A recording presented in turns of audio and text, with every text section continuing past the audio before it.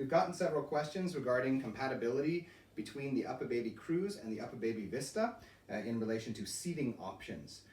Today we wanted to make a video then showing you what is possible to swap from the Uppababy Cruz to the Vista and vice versa, what is not possible, and what can be hacked. Okay, the most common question is whether or not you can get the second child onto the Cruz chassis, and the answer is no.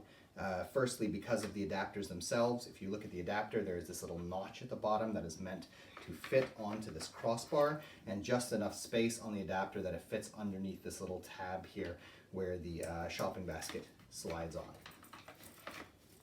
Like this. If you were to attempt the same thing on the Cruz, you would have to use this crossbar, which is too thick for that notch, and there's simply too much stuff going on up here in order to fit this on. And I suppose you could do some sort of a sanding setup here, but there are many reasons why you would not want to have the second child on the Cruz. First off, you would weaken the integrity of the adapter if you had to take so much off in order for it to fit on.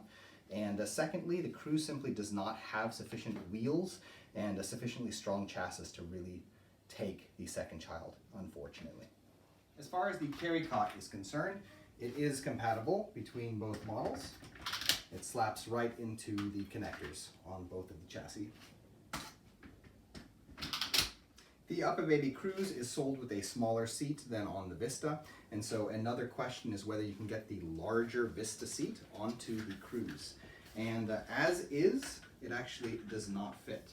But with a little bit of looking at the situation here, we can see that the connector on the Cruz is simply formed slightly different than that on the Vista, so it's more of a proprietary sort of setup to prevent you from using the seat from the Vista on the Cruz, and this would be very hackable.